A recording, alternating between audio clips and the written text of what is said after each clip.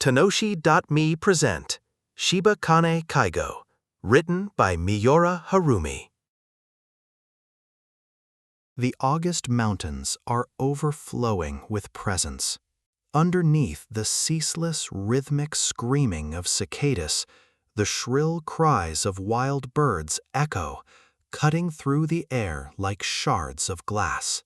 The roar of water rushing through the mountain streams rumbles like a subterranean tremor, while the forest trees, buffeted by the wind, rustle their countless branches and leaves in a restless swell. Beasts tread firmly upon the soft earth as they roam, while insects and reptiles scurry in frantic flight between their footsteps. Amidst the scorching sunlight and the sweltering, humid air, grass, flowers, fungi, and every other living thing continue their slow, relentless growth. Staring out the window from the back seat of a moving van, Akane Kuritani felt that presence. However, it was strictly an act of imagination. In the landscape flickering past in an instant, she could distinguish neither cicada nor bird. Their cries were drowned out by the mechanical drone of the car's engine and the sound of tires grinding against the dirt ruts of the road. No mountain stream was visible from her vantage point, and it was impossible to tell for certain if the branches and leaves of the forest trees were truly swaying. No wild animals crossed in front of the vehicle, and smaller creatures were naturally invisible. Inside the air-conditioned cabin, she could feel neither the external temperature nor the humidity. It went without saying that she had no way of knowing the growth of the flora. Thus, it was all nothing more than her own selfish assumptions. Based on past knowledge and experience, she merely predicted that the August mountains should feel this way. Was this presence, then, also an illusion? Was it a false sensation generated within her brain? Or was she truly sensing something from the outside? Something that could not be seen, heard, or felt against the skin. Kuritani-san, I wonder, have you ever seen a wild boar? Called out to from the driver's seat, Akane shifted her gaze from the window. This was no mere presence, but an actual voice. The woman gripping the steering wheel, Fujiko Takasago, spoke to her while keeping her eyes fixed forward. I don't mean the ones kept in zoos, but a wild one. They're like hairy pigs, but much larger than that. I know what they are, but I've never actually seen one. When she answered honestly, Takasago replied, I suppose not. She was a woman of an age that could be called elderly, her abundant white hair swept back from her head. She wore elegant glasses on a chain and possessed a small mouth and a narrow chin. Her features somehow brought to mind the face of a praying mantis. Only the two of them were in the car.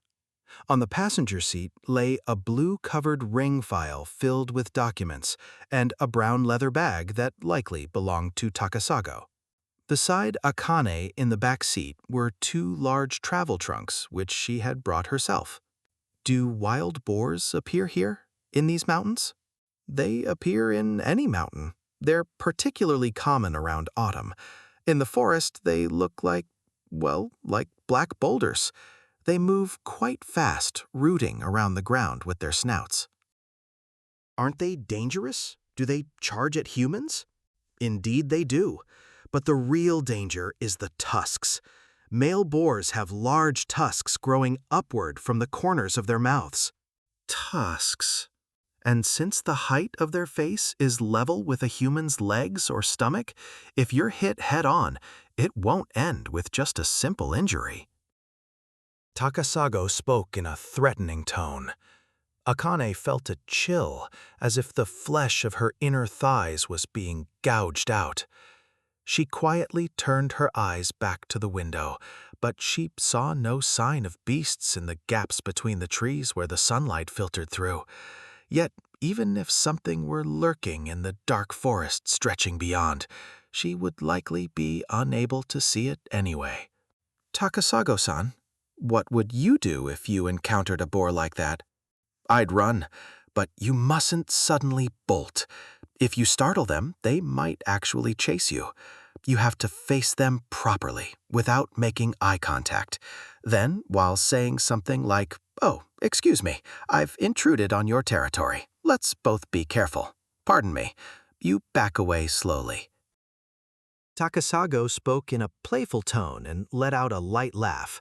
Akane followed suit with a stiff smile, though the woman driving probably couldn't see it.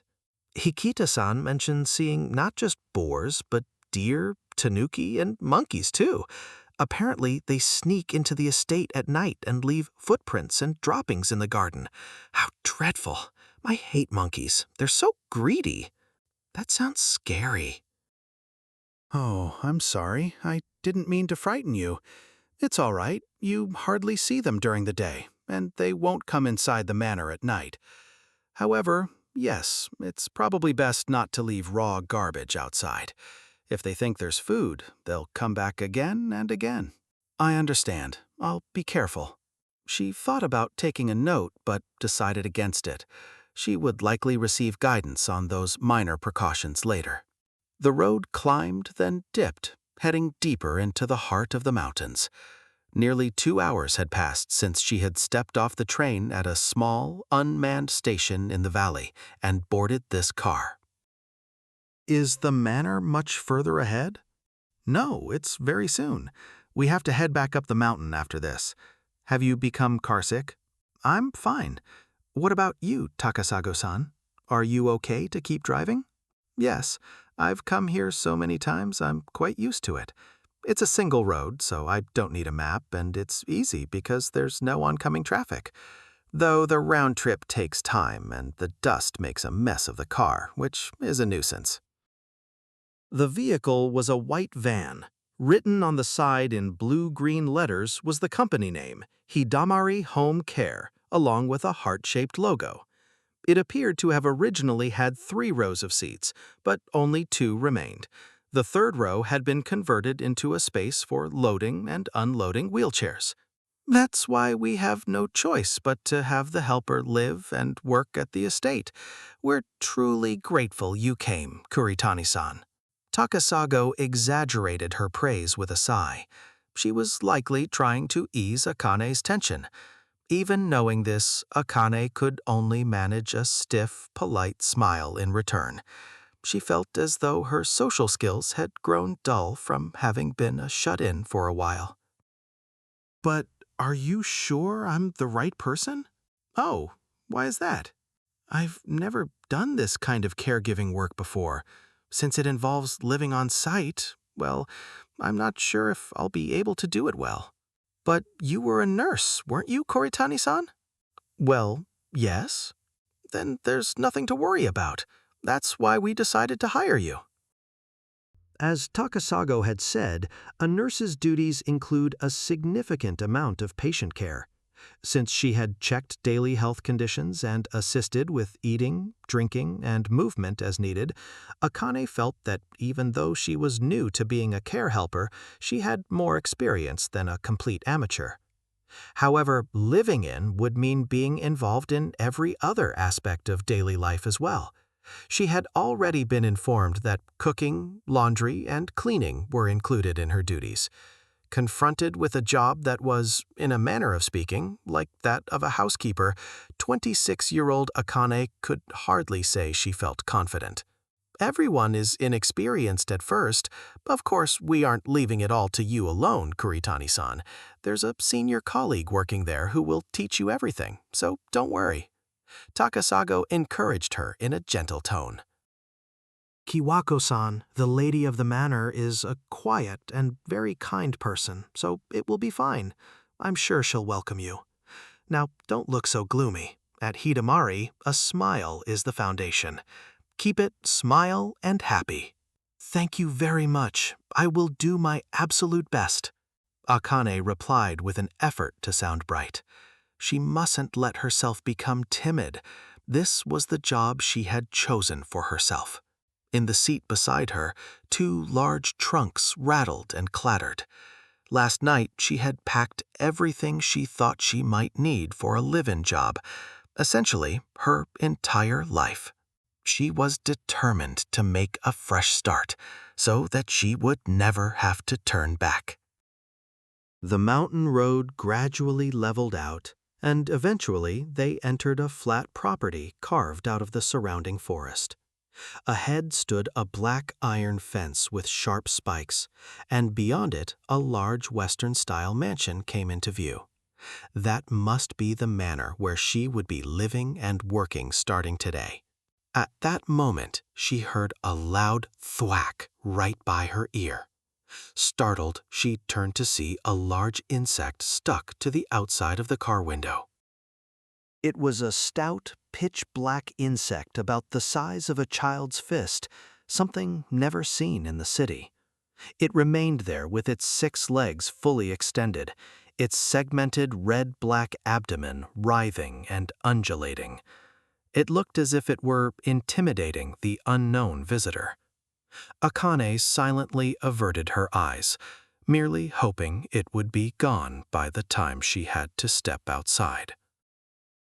Hidamari Home Care was a small company with its office in a multi-tenant building near a station in the city center. According to the company information on the job-seeking site, it had 23 employees. As the name suggested, its business was a nursing service that provided care by visiting the users' homes directly rather than operating a facility. In mid-July, shortly after the end of the rainy season, Akane had visited the company for an interview and sat facing Takasago on a pale pink sofa. The floor was unified in a clean white color scheme, somewhat reminiscent of a hospital waiting room. In a vase at the edge of her vision, pink roses and yellow sunflowers were arranged vibrantly, a simple choice, but one that perfectly suited the season. The office was compactly arranged. Even the reception area was not a private room, but merely a booth separated by partitions. Since it was during business hours, most of the helper staff seemed to be out. Other than Takasago, Akane could only see 2 female employees handling phone calls. Honestly, the internet is quite something, isn't it? After completing the initial greetings, Fujiko Takasago removed her glasses and opened the conversation. On the table, the resume Akane had submitted fluttered slightly in the breeze from the air conditioner.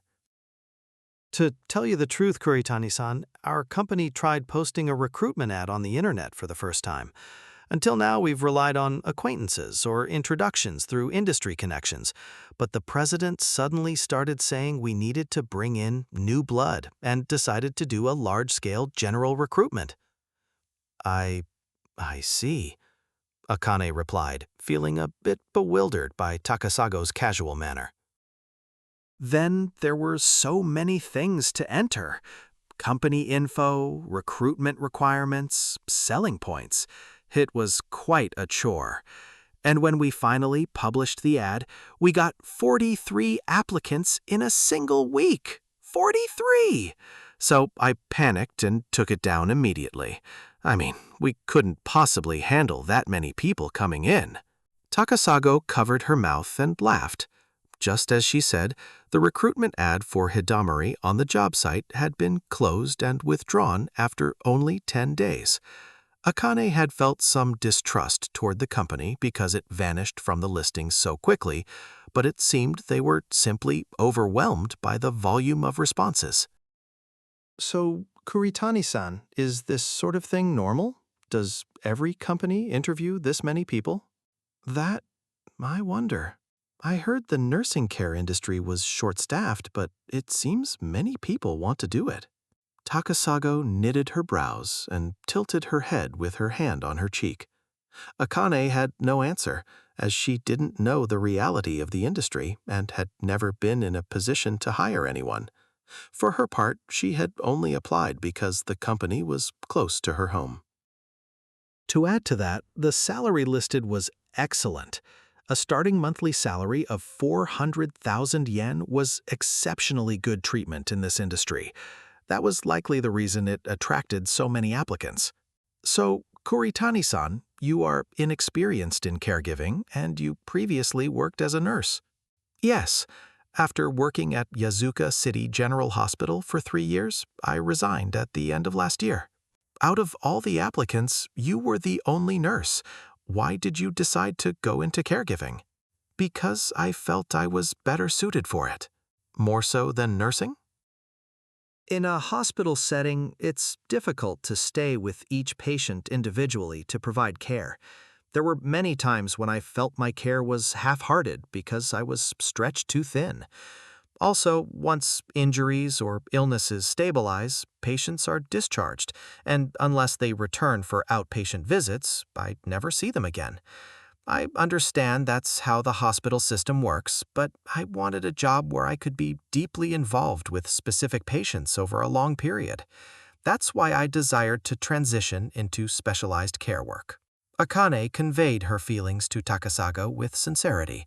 She was able to answer smoothly because, naturally, she had prepared her responses in advance. I see. So that means you were involved in caregiving duties as well. Yes. Assisting with meals, bathing, and excretion was part of my daily routine. Also, since I am a licensed nurse, I have mastered techniques for sputum suctioning and tube feeding. After resigning, I also completed the introductory training for care workers.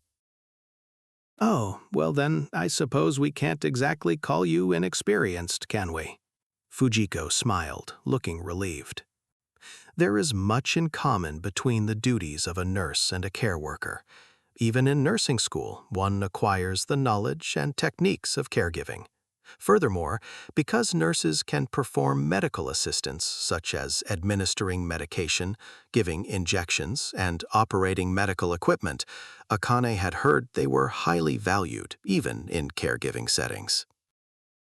We don't have the luxury of training someone from scratch, so it's a huge help to have someone with experience. I think you'll be more than capable, Miss Kuritani. I believe I am well acquainted with caregiving work. However, home care is a first for me. When Akane responded with confidence, Fujiko shifted her gaze slightly. About that home care. Yes? There's something that wasn't exactly mentioned in the online recruitment ad. Fujiko returned her gaze to Akane, lowering her chin in a cautious, probing gesture. The truth is, it's not exactly visiting care. We're looking for someone to provide live-in care. Live-in? You mean living in the home of the patient? The client? Precisely. Among those receiving our care, there is someone who lives quite far away. It's deep in the mountains of Yamanashi, a place called Mount Kishio. It's simply not a distance one can commute to. That's why we have staff staying there specially to look after them, and we want a new person to join that rotation. Akane was taken aback by this sudden, unexpected condition. Of course, you wouldn't be going alone. We currently have 2 helpers living and working there, but with only 2 people, it's difficult for them to take time off, and if one of them falls ill, the whole system collapses, doesn't it? So it was decided that we definitely need one more person. I see. We've been recruiting for a new person, but everyone who applies turns us down as soon as we mention this part. It's been quite a headache. That was only natural, Akane thought. She herself had applied to this company with the intention of commuting from her home. She wondered why such a vital condition hadn't been included in the job listing, but perhaps that, too, was a result of their inexperience. What do you think, Miss Kuritani? Would you still be interested in working with us under those terms? You're welcome to go home and discuss it with those around you first. Fujiko stared intently at Akane with a searching look. After a moment's hesitation, Akane spoke. If that is the case, no, I don't mind. I'm willing to do it. Oh, really? You'll come? May I officially put you down as a candidate for hiring? Since live-in work is a first for me, I imagine I'll need a lot of guidance. Of course, don't worry about that at all. Even though it's live-in, you'll still have days off, and we'll make sure you have days to return home. Then it should be fine. I look forward to working with you. Akane nodded, having steeled her resolve. Since she was single and lived alone, there was no one to consult, even if she deferred her answer. She felt that if she was going to start a new job, she might as well take a bold leap. Oh, Tsubaki! At that moment, Fujiko suddenly called out toward the distance. When Akane turned around, a young woman with pale skin was peeking out from behind the partition. Good work. Is it time for the meeting? It's not a meeting, it's an interview. I told you 3 people were coming today, didn't I? Hurry up and come in. Scolded by Fujiko, the woman called Tsubaki entered. Her long black hair was parted down the center, revealing a beautifully shaped widow's peak. She was a woman with a round face, wearing a loose-fitting one-piece dress, carrying an air reminiscent of a Heian period noble. Judging by Fujiko's treatment of her, she seemed to be an employee of the company. However, Akane didn't understand the point of her attending the interview. She seemed like a laid-back person, and for some reason, she was holding a bar of chocolate in her hand. So you're the interviewee. I'm sorry for the trouble, having you come all the way to the office. No, not at all. Would you like half of my chocolate? Huh? Oh, no thank you. Stop that, Tsubaki, Fujiko admonished, and the woman gave a light shrug. Nice to meet you. I am Kanbara, the president. Wait, you're the president? Akane started to stand up reflexively, but Kanbara stopped her with a hand and took a seat next to Fujiko. Not an employee, but the president? But what did that mean? Akane couldn't find the right words and simply watched the two of them. It's tough having to do interviews every day. What are you talking about? You're the one who suggested doing this. I told you we should have just looked through our personal connections. I don't want any of Mama's acquaintances. And who is this? Stop calling me Mama. This is Miss Akane Kuritani. You remember, the one who was a nurse? Yes, of course. How far along is the conversation? We've finished almost everything, including the work at the manor. She said she's willing to come even for a live-in position. Right, Miss Kuritani? Ah, yes. Akane responded when Fujiko addressed her. Kanbara gave a gentle smile and then picked up the resume on the table, looking it over. I see, Akane thought. Judging from their conversation, they were mother and daughter. There seemed to be a significant age gap, but their large eyes and manner of speaking were somewhat similar. Furthermore, imagining it from Fujiko's well-informed attitude regarding the work, she was likely the previous president. It appeared that she had handed the presidency over to her daughter, Kanbara, but was still worried and kept interfering. Oh, look, Mama. It says Miss Kuritani is in the same year as me. It looks like I'm older by only 3 months. Kanbara spoke cheerfully, tracing the resume with her finger. Unlike her mother, her tone and attitude were leisurely. She gave the impression of a gentle but relaxed young lady of high standing. Now then, Miss Kuritani, heave ho. Kanbara readjusted herself in her chair to fix her posture. In that moment, Akane's mind linked her loose clothing and that heave-ho to the behavior of a pregnant woman. It seemed she was pregnant. That likely explained her careful, effortless demeanor. The reason her last name differed from Fujiko's was probably that she was already married. Ms. Kuritani? Ah, yes. Coming back to her senses, she looked up and met Kanbara's kind gaze. It seems Takasago, has explained most of it, so I don't have much to add, but may I ask a few things? Of course. What is it? Ms. Kuritani, why did you quit being a nurse? It's because I became interested in the field of nursing care. Just that? Do your parents or relatives support this decision? My parents back in the countryside told me I should do as I please. They've always been relatively laissez-faire about things. The countryside? So you're living alone, Miss Kuritani. Your resume did mention you don't have a spouse. Yes, that's right. I'm single and living alone. Akane answered with a slight stammer, perhaps out of a sense of innocence, or because she had realized they were the same age. Kanbara was pushing for a more personal conversation than Takasago had.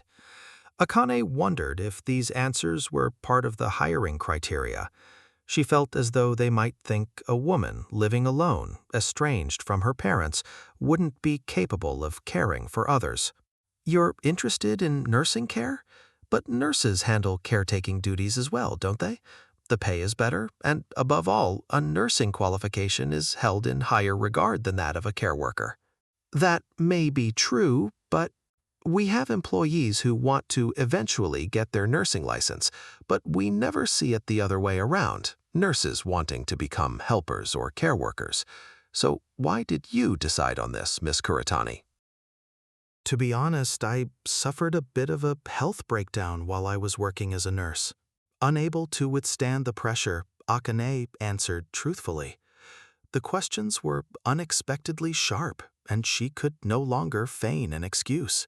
Perhaps because the work was so busy, my digestive system took a hit, and mentally I was also a bit, "Oh, is that so?" Because of that, I started having trouble performing my duties as a nurse, and I began causing a lot of trouble for those around me. So I decided it would be better to resign and look for a different job. She remembered the cold, scornful gazes of the female nurses she passed in the hallways. And that man's attitude, how he had suddenly started avoiding her. Akane squeezed her hands together tightly in her lap. Just remembering it brought a stabbing pain, and she felt a breathlessness similar to hyperventilation. I see. Are you all right now? This job isn't exactly easy either. I'm fine. My medical checkup showed no issues. Akane replied instantly, without hesitation. She wasn't back to 100% yet, but she couldn't afford to be vague here. Since the cause of her poor health had been rooted in interpersonal relationships, she figured it wouldn't get any worse than this. Fortunately, Kanbara didn't seem inclined to pursue the matter further. I understand. I'm sorry for asking so many suspicious-sounding questions. I wanted to carefully gauge what kind of person you are. No, it's fine. The reason I'm asking all this is because the job I want to entrust to you, Miss Kuritani, involves some rather special circumstances. Special circumstances? Wait, Tsubaki! Takasago, who had been silent until now, spoke up. She seemed afraid her daughter might let something slip, but Kanbara ignored her and continued. The fact that I'm looking for a newcomer from the outside, and the fact that I didn't list live-in as a condition in the recruitment ad are actually related to those circumstances. As you heard from Takasago, the workplace is a house deep in the mountains, making commuting difficult. But beyond that, I think the hurdles for a normal person to work there are quite high. What kind of hurdles? Akane asked, feeling a surge of anxiety at the dramatic phrasing. Kanbara knitted her brows, stared intently at Akane, and nodded. You can't use a smartphone. A smartphone? Yes, there is absolutely no signal. No matter what you do, it stays at 0 bars. It doesn't matter if you change providers or models. I've been to the manor to check myself, so there's no mistake. It really won't make a peep. Oh, I see. Akane replied in a tone of anticlimax. She had been imagining much harsher circumstances, like no running water or bears appearing. She didn't know if it was the distance from the city or the topography, but it wasn't all that rare for a smartphone to lose signal deep in the mountains. However, how do you handle communications? For instance, if an emergency occurs. That's fine. The manor has a phone line, so you can use the landline. In that case, then there was even less of a problem. Akane thought that if there was a landline, they might be able to use Wi-Fi to get the smartphone working, though she didn't know the specifics. It would probably require construction or specific equipment, so it couldn't be set up immediately. Kanbara looked somewhat surprised by Akane's composed reaction. Wait, you're okay with that? Miss Kuritani, you won't be able to use your phone. It might be inconvenient, certainly, but it's not particularly. But you can't use the phone or the internet. You won't get voicemails or messages from your friends. And since you're living there, you can't just walk to a spot with a signal. But it's not as if I can never leave the manor, right? Of course, we have a 5-day work week in principle, and I hear they go down to the town at the foot of the mountain a few times a week to buy groceries. But I can check my phone and handle messages then, so I don't think it will be an issue. Back when she worked at the hospital as a nurse, personal smartphone use was prohibited anyway. Furthermore, Akane didn't have a very social personality and didn't have friends she messaged frequently every day. Kanbara rested her right hand on her chin and gave a thoughtful nod. Akane worried that by answering so honestly, she might have invited suspicion.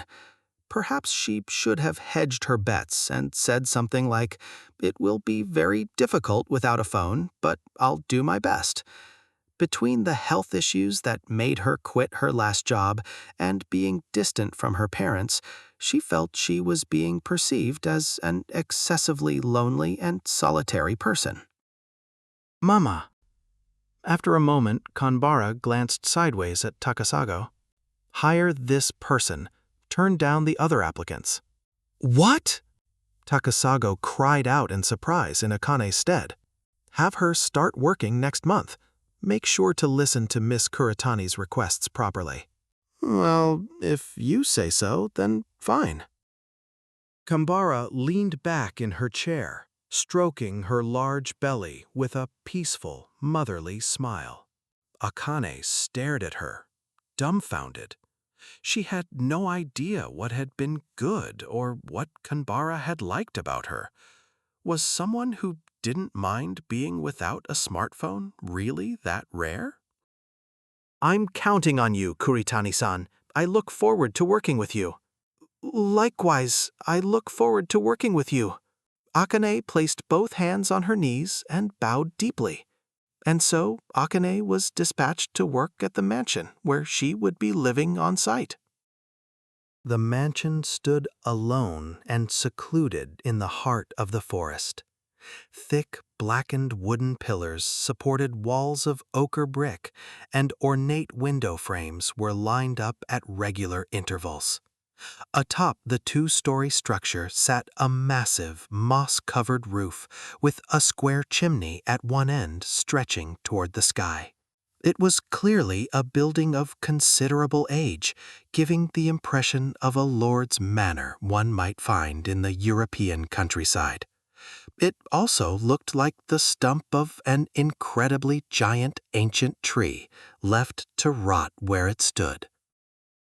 The car entered the grounds, which were surrounded by a black iron fence, and headed further toward the mansion. There was something like a gate between the iron bars, but it had fallen into decay and stood wide open. Well, here we are. What do you think? It's a lovely mansion, isn't it? Takasago spoke with a hint of relief in her voice as she parked the car in a clearing in the garden. Parked next to it was a slightly smaller white minivan. The company name, Hidamari Home Care, was printed on its side door, just like on their own vehicle. As the engine cut out, the sound of cicadas, buzzing like the sound of oil frying, began to fill the air. When Akane opened the door, the noise grew even louder, accompanied by a stifling, humid heat and the heavy, pungent scent of damp earth hitting her nose. Akane followed Takasago toward the mansion, which exuded a sense of profound weight. Up close, it looked even larger, resembling a retro Western-style building from the Meiji or Taisho eras. However, it was different from the various mansions across the country that had been renovated for tourism and preservation. It felt shrouded in a practical, lived-in antiquity, the result of people there for many long years. The wide garden was also dilapidated, with the ground showing through in many places. Only the conifers, planted long ago, stood scattered about, neglected and overgrown. This told a story. While there was someone here to clean the grounds, there was no one with the desire to cultivate new life. At that moment, a dark shadow moved quickly in the corner of her vision. She instinctively looked toward it, but nothing was there anymore. It seemed as though some small animal had darted from behind a distant conifer toward the edge of the mansion. Was it just her imagination, or was something really there? Akane felt a flicker of unease as she remembered the talk of wild boars she had heard in the car. "Kuritani-san, over here!" Called by Takasago, she turned around in a hurry just as the mansion door opened and a woman stepped out. "Nice to meet you. I'm Chieko Hikita." The woman, who appeared to be slightly older than Akane, greeted her with a smile on her well-defined face. She wore a white polo shirt with beige chinos and a pink apron. A pass case displaying her photo and name hung from a neck strap. She had an athletic build, robust and sturdy, exuding the reliability characteristic of a professional caregiver. Her hair was tied back, and a large, distinctive mole was visible in the center of her forehead, partially hidden by her bangs. "Thank you for coming all this way. It must have been a tough trip. Takasago-san tends to speed, after all." "Oh, now that's not true at all, is it?"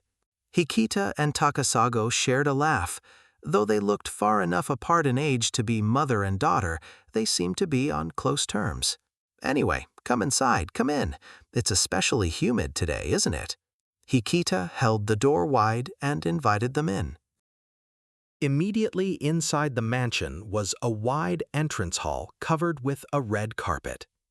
Because the ceiling was so high, the lighting felt dim, but the sunlight coming through the windows provided sufficient brightness. The air, which was strangely cold and damp, felt cool and pleasant in the height of summer.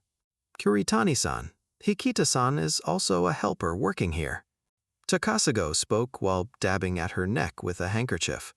"Has it been 6 years since you joined us?" "Hey now, Takasago-san, don't go giving away my age." "Oh, how old were you again? Are you over 30? "I'm still 28. "Oh, so you're still young. But she's a veteran when it comes to the work here, so if there's anything you don't understand, Kuritani-san, feel free to ask Hikita-san anything." "Oh, I still have a long way to go myself. Let's do our best together." "My name is Akane Kuritani. I look forward to working with you from today." Akane bowed to Hikita. Since she would be living here, she would be sharing her life with this woman, so she knew she had to get along with her. Knowing that her senior was friendly and kind-hearted made her feel a little more at ease. "Well then, Kuritani-san, please unload your luggage from the car. Hikita-san, help her out." Takasago gave instructions to the two as they exchanged greetings. "I'm going to go pay my respect to Kiwako-san, but where is Kumakawa-san?" I told her that Takasago-san and the newcomer would be arriving soon." "Oh, Mitsue-chan! Mitsue-chan!" Hikita called out toward the back of the mansion and gestured. Another woman appeared from that direction, walking toward them without any sign of haste, her body swaying like a penguin. "Mitsue-chan, look, This is Kuritani-san, who's just joined us. Kuritani-san, this is our fellow helper, Mitsue Kumakawa. I'm Akane Kuritani. Pleased to meet you. Yeah, Kumakawa replied in a low, mumbling voice without making eye contact with Akane.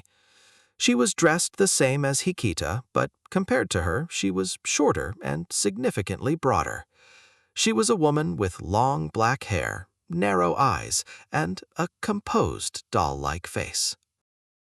Mitsue-chan is 27, 1 year younger than me.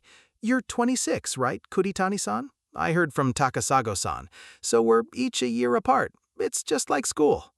Hikita introduced Kumakawa cheerfully. Akane nodded deeply as a polite social gesture, acting impressed. Mitsue-chan used to be a chef and has a cook's license. Apparently, she worked at an Italian restaurant. That's amazing. Kumakawa-san, what was the name of the restaurant? However, even though Akane asked, Kumakawa did not respond, and she wouldn't even try to meet her eyes. Good work, Kumakawa-san. How is Kiwako-san doing? Takasago also asked with a smile, but Kumakawa's expression didn't change. Nothing special. She's normal. I see. That's good then. Kumakawa-san, you look after Kuritani-san too. For how long? What do you mean, how long?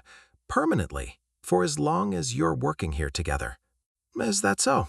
Understood. Kumakawa replied in a cool tone. Whether it was a naturally quiet personality or if something was bothering her, her attitude was curt. Her elusive air left Akane with no choice but to respond with a forced, polite smile. Well then, I'll be heading to Kiwako-san's room, so Kumakawa-san, please show me the way. Hikita-san, for the time being, why don't you introduce Kuritani-san to the live-in quarters? Make sure to carry the luggage from the car as well. Takasago issued those instructions and headed toward the back of the entrance hall along with Kumakawa. Perhaps because the mansion was so vast, there was no sign of anyone else. When the conversation trailed off, the silence was so profound that the echoing sound of the wind could be heard. According to what she had heard from Takasago beforehand, the master of the house was a young woman named Kiwako Miyazono, 32 years old. She suffered from an incurable disease of unknown origin, and her never-required care was a 5, the maximum on a 5-point scale. She was reportedly almost bedridden, relying entirely on the care of helpers for every aspect of her life. Therefore, it was unthinkable that Kiwako Miyazono herself would appear in this entrance hall. However, it felt strange that no other family members showed their faces. Or were there no other family members besides Kiwako? Kuritani-san, I'll show you to the room you'll be using. Hikita's bright voice rang out, bringing Akane back to her senses. You don't need to be so nervous. Let's get along well. Oh, yes, likewise. Akane responded with a smile and returned to the car to unload her luggage. The cheerfulness typical of a helper and Hikita's slightly overbearing attitude were actually reassuring in a senior colleague. Akane told herself there was no use overthinking things. The priority now was to get used to the sight. Takasago and Kumakawa had disappeared beyond the entrance hall, but 3 rooms for the helpers were located on the right side near the entrance. 3 doors lined the hallway. Hikita and Kumakawa each used one. The remaining room, the one at the very back, had been cleared for Akane. I get a private room? They've opened them up for the live-in staff. It's a large mansion after all. I imagine the maids used to use them in the old days. Hikita answered as she opened a door with a gold-colored knob. Since Akane had expected to live in a room for 2 or 3 people, she was grateful for this consideration. The room she entered was less than 3 meters in both length and width, a small space roughly the size of a 4.5-mat tatami room. A bed, a small chest, and a writing desk occupied most of the floor space. It was perhaps a size smaller than a single room in a budget business hotel. Once she and Hikita brought in the 2 trunks, the room was completely full. It really is cramped, isn't it? We often say it's like a prison cell. Can you put up with it? Not at all. Thank you very much. Akane shook her head at Hikita, who was smiling apologetically. While it certainly couldn't be called spacious, there was a window on the exterior wall and a small air conditioner had been installed. It was more than enough if she was just sleeping there. Since I heard it was live-in, I thought I'd be living communally with everyone. I didn't even think there would be private rooms, so for me, this is excellent treatment. Well, we can't exactly have everyone sleeping side by side on the floor like a training camp, but the bath and toilet are shared. That's no problem at all. Does the water run? It seems you thought you were being sent to work in some truly terrible place, Kuritani-san. Oh, no. Water and electricity work normally. There's no gas line, but the hot water for the bath and the kitchen stove are electric, so I don't think there will be any particular inconvenience. After explaining this, Hikita suddenly knitted her brows and took on a serious expression. However, Kuritani-san, to tell the truth, there is just one thing about this mansion that is incredibly inconvenient compared to town. And inconvenient, then? Yes, this is the one thing Mitsue-chan and I really struggle with, but there's nothing we can do. What is it? I did hear that smartphones can't be used. Eh? Oh, right, that's it. So you knew. President Kambara told me during the interview. Ah, Tsubaki-san. She said she couldn't stay in a place like this for even an hour. Hikita laughed, mimicking Kambara's tone. The reason she called the president by her given name was likely because, until a short while ago, her name had been Tsubaki Takasago, sharing the same surname as the old woman. Seriously, when you're in the mansion, your smartphone is only good as an alarm clock, so please just give up on that part. Well, if you drive down the mountain for about 30 minutes, you'll get a signal, so if you really can't stand it, don't hesitate to say so. It'll be tough, but don't lose heart. Akane nodded at Hikita's sympathetic encouragement. She wasn't sure if they were just exaggerating or if people in the world were truly that dependent on smartphones. Aside from that, I don't think there's much else to worry about in daily life. But as you said, be prepared for communal living with us. I'm sure you heard from Takasago-san, but the work here isn't just caring for Kiwako-san. Yes, I heard that we also handle the cooking and laundry. No, it's the cleaning more than that. That's the hardest part. I mean, look at the size of this place, right? It doesn't get that dirty, but it takes exactly 1 week to finish a full round. And there's the garden, too. The garden felt a bit desolate to me, even though it's been neatly partitioned and has flower beds. Right? You think so too, Akane-chan? Akane-chan. Akane was momentarily taken aback by the sudden use of her first name, but she didn't find it unpleasant. I've been wanting to do something about it myself, but I just haven't had the time.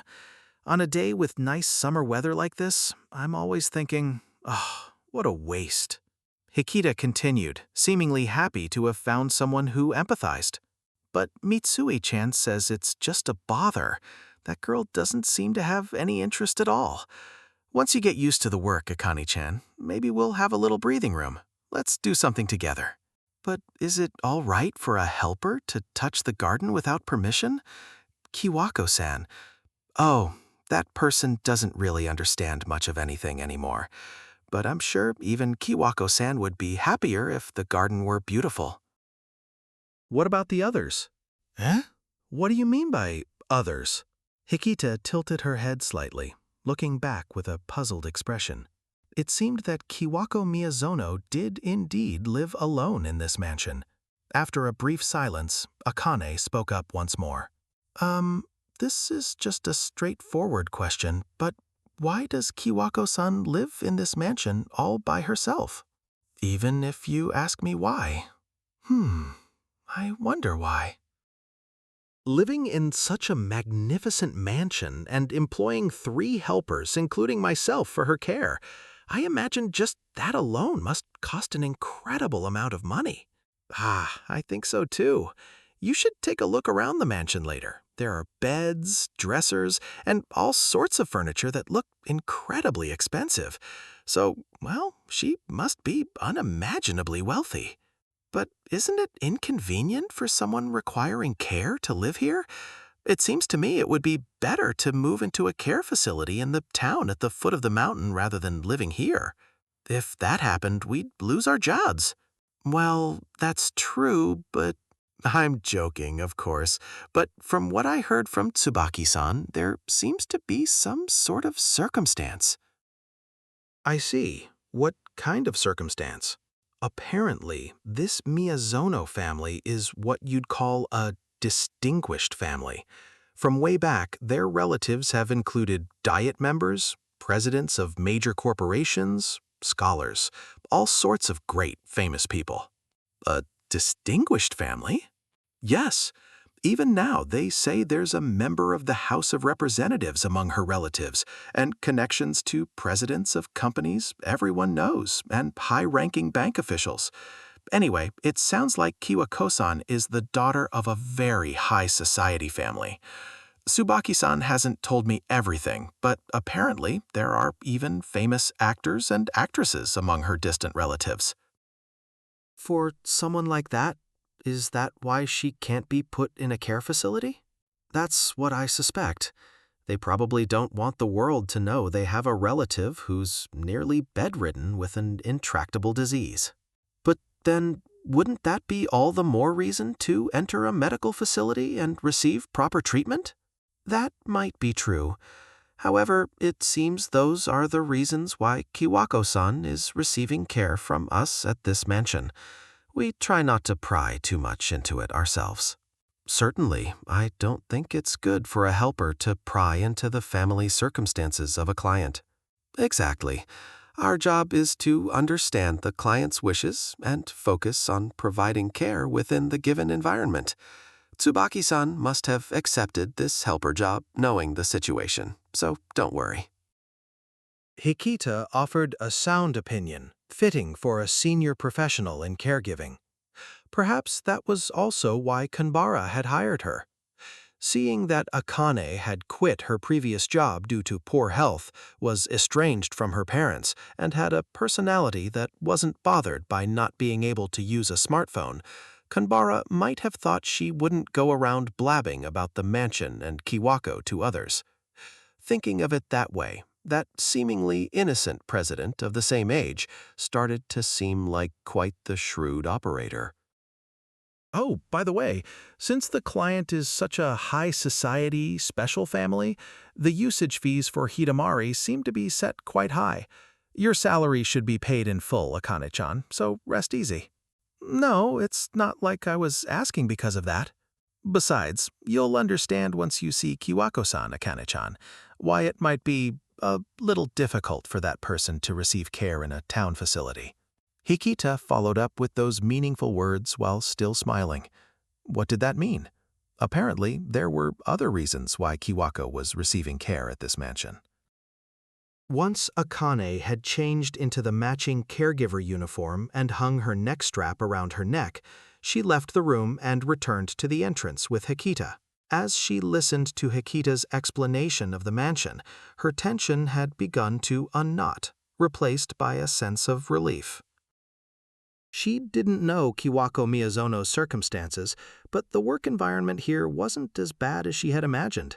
Smartphones didn't connect, and there wasn't a single shop or karaoke bar, let alone a convenience store nearby.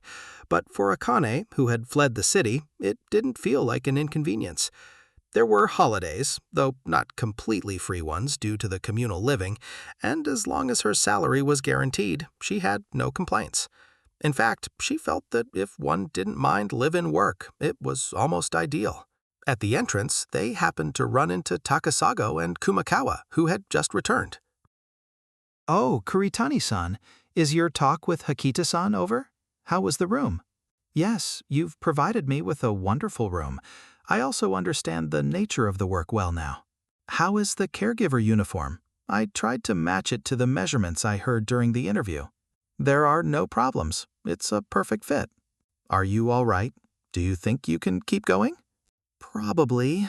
I think I can do my best. I see. Well, that's good to hear. Takasago smiled, wrinkles forming at the corners of her eyes, and let out a sigh of relief. The beginning is the most crucial part, after all. I was worried you might say, this isn't what I expected. You'll be fine, Kuritani-san. You can do this. Thank you very much. If you have any trouble, consult with these two, and, of course, you can contact the company. Now, Kuritani-san, your face is looking dark again. Smile, be smiley, be happy. Yes. Akane hurriedly lifted the corners of her mouth into a stiff smile. Perhaps it was a personality trait, but staying smiling all the time was quite a challenge. Well then, I'll be heading home now. Hikita-san, Kumakawa-san, I'll leave the rest to you. Good luck, Kuritani-san. Oh, and this is a gift for everyone. It's a jam and honey set. Please enjoy it together at breakfast. With that, Takasaga took a gift box out of her bag and handed it to Hikita. Then she got into the van and left the mansion, seen off by Akane and the others. Takasago-san is as powerful as ever. We can't let ourselves be beat, Akane-chan. Hikita spoke after the van had disappeared from sight. She really is energetic. Takasago-san is President Kanbara's mother, right? That's right. She's Tsubaki-san's mama, and she was the president until last year. In that case, is she the chairperson or a consultant now? No, it's not such a grand company. Takasago-san says herself, now I'm just the handyman and driver. But consultant might be right, in the sense that she's the one who listens to everyone's consultations. Hikita laughed cheerfully as she spoke.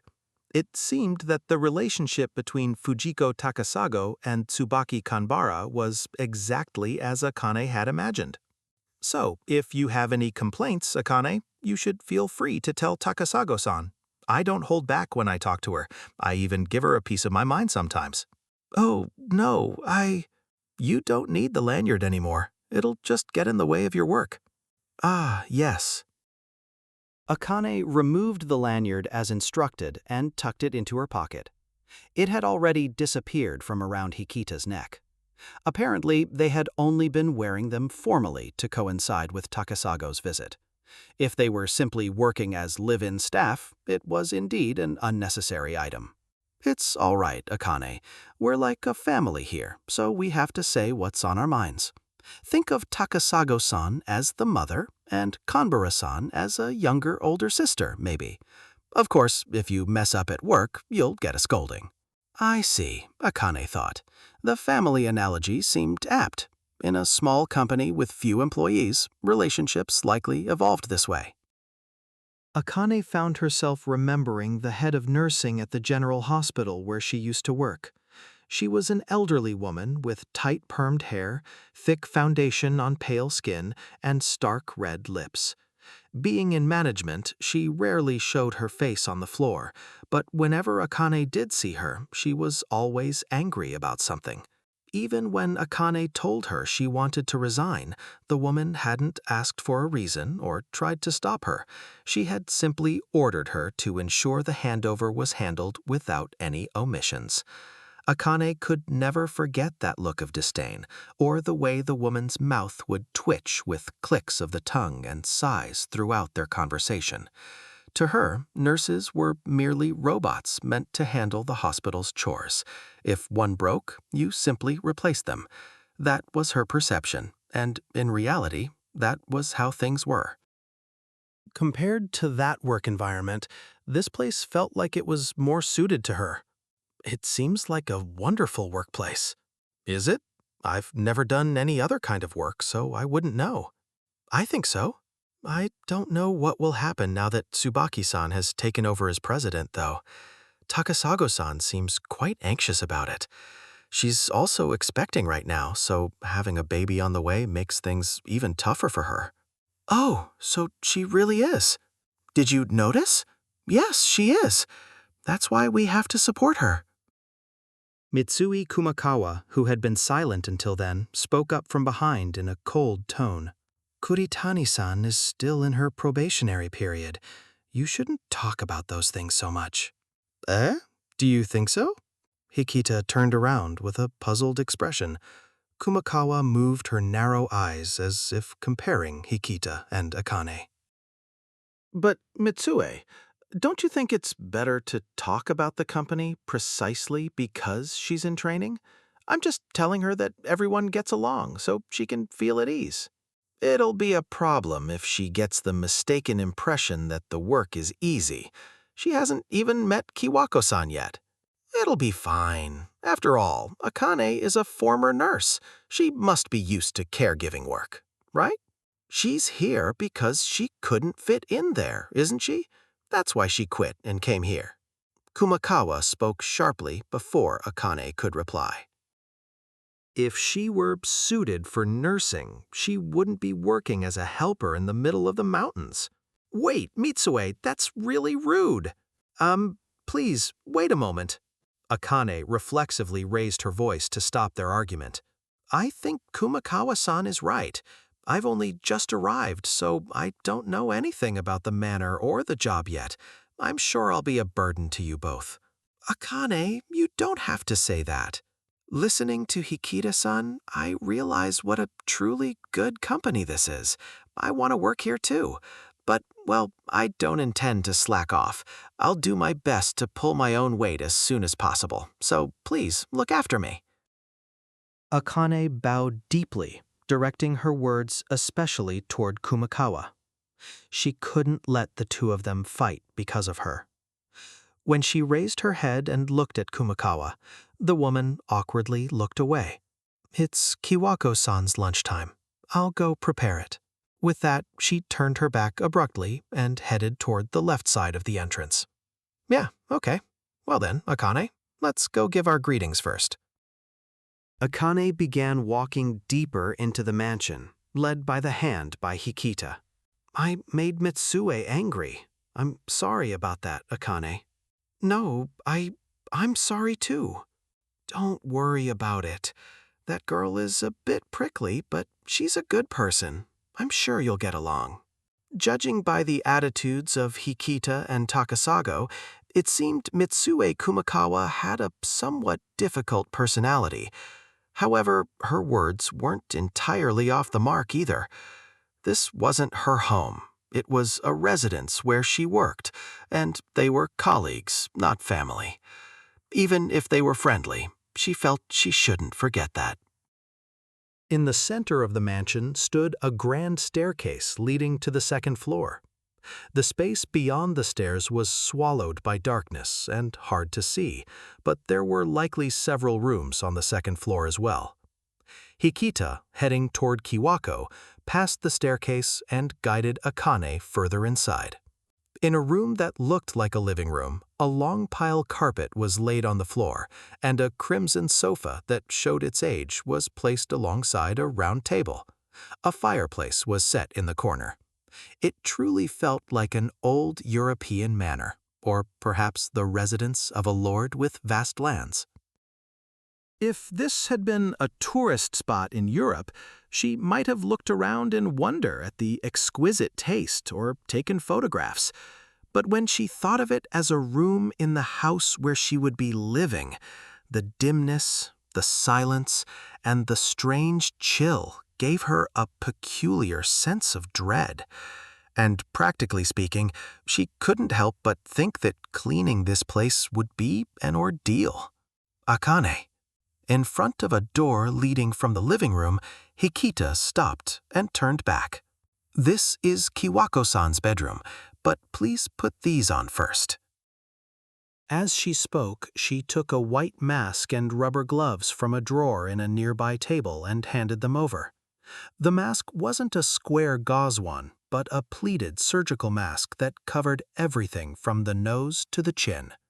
The rubber gloves were thinner than those used for cooking or cleaning, the medical-grade ones Akane was well acquainted with. Both were disposable, and a stainless steel trash can with a foot pedal sat nearby. Also, regarding Kiwako-san, don't be shocked when you see her. Shocked? What do you mean?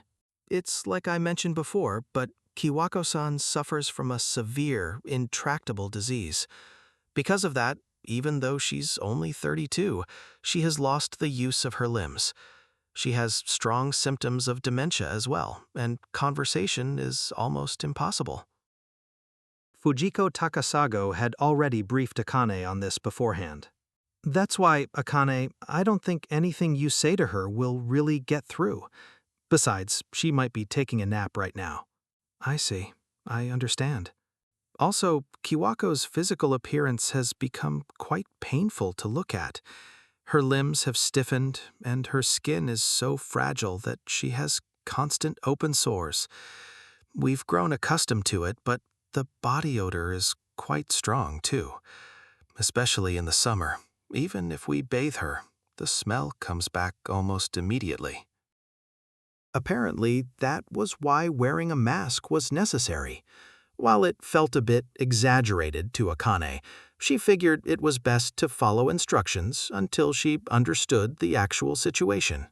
The reason I'm telling you all this is because, well, to an outsider, she probably looks quite frightening. I'm just warning you ahead of time so you aren't startled. Ah, no, I think I'll be fine. Are you sure? Yes, I used to be a nurse. Akane replied with confidence. It went without saying that she believed she had a higher tolerance for physical trauma than a layperson. She had handled patients who had lost limbs, victims of severe full-body burns, and patients whose faces had been deformed by tumors. The smell of blood and excrement had been part of her daily routine. She knew from experience that one eventually becomes desensitized to such things. As Mitsue Kumakawa had said, Akane might not have been suited for the profession of nursing, but she felt no anxiety or aversion toward treating the sick or injured. She certainly wouldn't think herself unable to provide care just because someone's appearance was gruesome. Chieko Hikita nodded as if satisfied, then proceeded to take a candle and matches from another drawer. She inserted the candle into a three-pronged candelabra displayed nearby and began to light it. Akane wondered what she was doing. Even if the room was somewhat dim, sunlight was streaming into the living room through the windows, and an electric chandelier hung from the ceiling. As Akane watched her with curiosity, Hikita shifted her gaze from the lit candelabra to her. Now we're going into the bedroom, Akane. There are rules I need you to follow when meeting Kiwako. Rules? Yes, there are only 3, but you must never break them. Keep them in mind. Masked and holding the candelabra, Hikita stared at Akane. The flickering candlelight cast wavering shadows across her face. The first rule: you must absolutely never remove this mask or these rubber gloves in Kiwako's presence. Is that for infection control? As expected of a nurse, you understand. It's a measure to ensure we don't pass any illnesses to Kiwako. Her illness won't spread to us, so don't worry about that. Akane nodded at Hikita's explanation. When a patient is bedridden, their physical strength wanes and their immunity drops significantly. There is a risk of infection from low-virulence bacteria or viruses brought in by helpers from the outside. Using masks and rubber gloves to prevent infection via droplets or contact was an effective, if incomplete, method. The second rule: do not let any light shine on Kiwako. Light? So, is the stimulation from sunlight bad for her body? Exactly. I'm told that if she's exposed to the sun, she gets blisters like burns or breaks out in hives. It's especially difficult this time of year because the sunlight is so strong. That's why we always keep the curtains in the bedroom closed tight and stay in the dark. Health damage from sun exposure is not uncommon. In a broad sense, even a healthy person's sunburn is a skin disorder caused by ultraviolet rays. In Kiwako's case, Akane suspected she might be suffering from an allergic reaction due to photosensitivity. In severe cases, this could lead to anaphylactic shock, a life-threatening condition. But it's not just the sun. Strong light is bad for her eyes too, so we can't turn on the lamps. That's why we provide care using candlelight like this. Hikita spoke while lightly lifting the candelabra. To head off to provide care with a candle in hand made her seem like Florence Nightingale. However, Akane wondered if a low-intensity electric light wouldn't serve as a substitute. With one hand occupied, providing care would be difficult, and the risk of fire was a concern. The third rule: you must absolutely never look at Kiwako's face. What? Her face? Surprised by this unexpected instruction, Akane asked for clarification. Hikita nodded with a composed expression. Yes, her face. You must not look at it. And why is that? I don't know the reason, but that's just how things are done here. How things are done? But how are we supposed to provide care without looking at her face? Does she keep it turned away? Oh, that'll be fine. It's set up so you can't see it.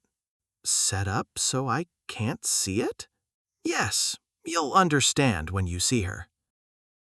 Hikita spoke with a joking tone, but her eyes weren't smiling. What did she mean that one must not look at the face? Unlike the first two rules, Akane couldn't even begin to imagine the reason for this third one. It seemed Hikita was also following it without fully understanding why. Akane, are we clear? You must absolutely observe these three rules. Yes, I understand. I'll keep them in mind. Though bewildered, Akane agreed. Regardless of the circumstances, she had no intention of defying the established regulations. Once she confirmed the response, Hikita opened the bedroom door with the candelabra in one hand. Kiwako-san, we're coming in. Beyond the door lay a space dyed in absolute black. It was darker than a midnight of foul weather. She could not see the ceiling, the walls, the floor, or even her own hands. The candlelight held by Hikita was the sole light source, faintly illuminating the surroundings. Excuse me? Akane offered a greeting to the darkness before entering the room. A soft, squishy sensation traveled up from the soles of her feet. It seemed the room was covered in the same long pile carpet as the living room. Hikita walked through the room with practiced steps, transferring the candle flame to various wall-mounted candelabras. Apparently, she intended to use those as the lighting for their care work. Small lights were lit one by one in the large bedroom, causing shapeless shadows to sway like waves. On the floor lay a carpet as reddish-black as internal organs. Akane could just barely make out a cabinet with a mirror and a fireplace that was likely no longer in use along the walls. Thick curtains hung over the walls, completely blocking out the sunlight from the windows. A chilly air drifted through the room, and the temperature felt a degree or two lower than the living room they had just left. Akane stayed close behind Hikita, her right hand lightly stroking her bare left arm. It wasn't actually cold enough to warrant the gesture, yet for some reason she couldn't help herself. A large chandelier, glittering like a constellation, hung from the center of the high ceiling, but without power, it appeared as nothing more than a dark, somber ornament.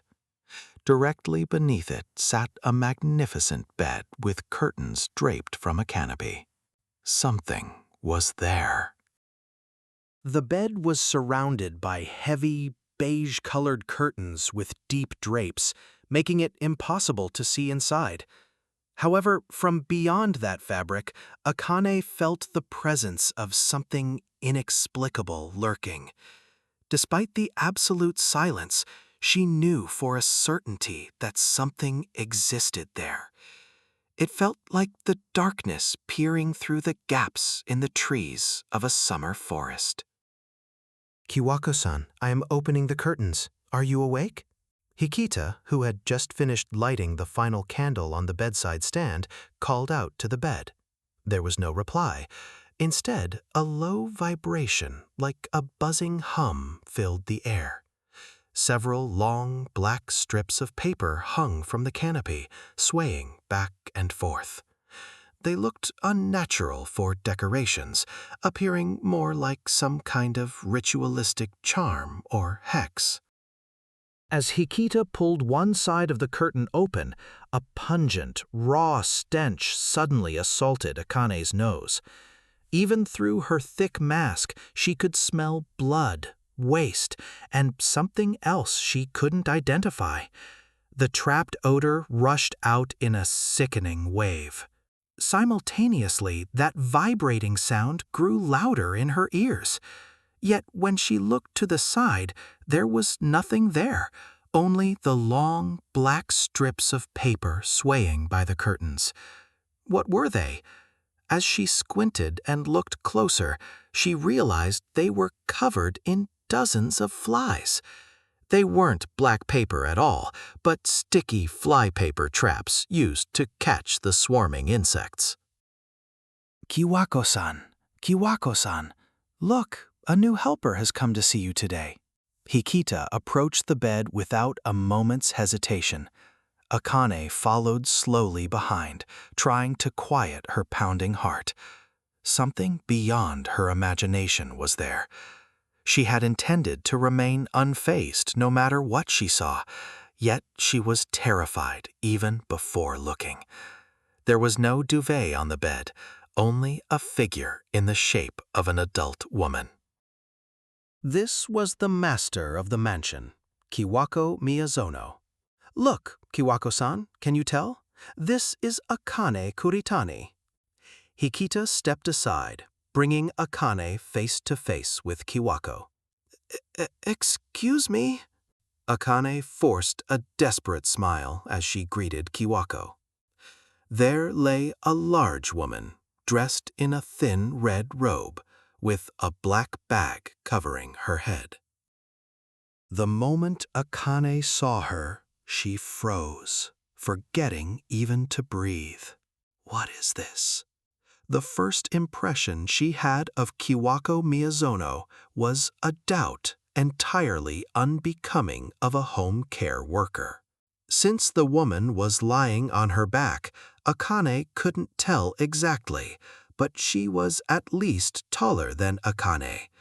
Furthermore, for someone who was supposedly bedridden, she was well-fleshed, possessing a well-proportioned physique.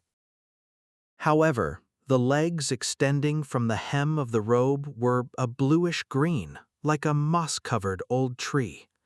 They were injured in various places, where black blood had hardened like mud. Arms of the same color were visible from the cuffs, but at the ends, the finger joints were gnarled and bent, like a bird clutching a branch. And then there was the head, completely encased in a black bag. It was shaped like an inverted drawstring pouch, cinched loosely at the neck with a black ribbon. The fabric appeared to be silk, with a smooth, undulating texture and a damp-looking luster. Below the ribbon, a small glimpse of the neck connected to the shoulders. Hikita-san was... Kiwako-san, do you understand? This is Akane-chan. Hikita placed the candlestick on the bedside table and spoke to her, ignoring Akane's confusion. There was no way Hikita would pull a prank or set up a surprise like this for a newcomer. This was undoubtedly the person herself. There was no mistake. This was the 32-year-old in need of care, suffering from an incurable disease. Akane-chan. Akane's shoulders jolted as Hikita called her name. She was looking at her with the same gentle smile she had worn before they entered the room. What's wrong? Are you okay? Yes, I'm sorry. Akane nodded hurriedly. She couldn't afford to fall apart over this. She had been told beforehand that Kiwako's condition was extraordinary. That was exactly why she required care. Now, Akane-chan, you give Kiwako-san your greetings too. Yes. Prompted by Hikita, Akane stepped forward. Kiwako remained as she had been when the curtains were opened, motionless. Nice to meet you, Kiwako Miyazono-san. My name is Akane Kuritani, and I'll be working with everyone as your helper starting today. With a stiff smile plastered on her face, Akane let the words spill out of her mouth. I'm a beginner when it comes to caregiving work, but I have a nursing license, so I hope I can be of help in various ways. I'm sure there will be things I'm not perfect at, but I'll do my absolute best to support you. I look forward to working with you. A buzz sounded right by her ear, making Akane reflexively recoil. A single fly circled her face before vanishing into the shadows of the curtains. No sound came from Kiwako. The black bag over her head blended into the darkness, making it look as though there was nothing at all above her neck. Hikita-san, is Kiwako-san, well, is she taking a nap? That's the thing. Since we can't see Kiwako-san's face and she doesn't respond or move, we never know if she's awake or asleep. But if she is awake, it would be rude not to talk to her, wouldn't it? And even if she's sleeping, it's better for her to be awake when we're tending to her. So I make it a point to talk to her, even if there's no reaction. Hikita's cheerful voice was the only thing echoing in the bedroom. Akane could not take her eyes off Kiwako's black head. What on earth was the situation here? It wasn't rare to have patients who couldn't move or communicate. Accidents could damage the cervical spine or spinal cord, leading to total paralysis. Alternatively, such symptoms could occur in the terminal stages of amyotrophic lateral sclerosis or Alzheimer's disease. Dementia could manifest even at a young age, and the younger the onset, the faster it tended to progress.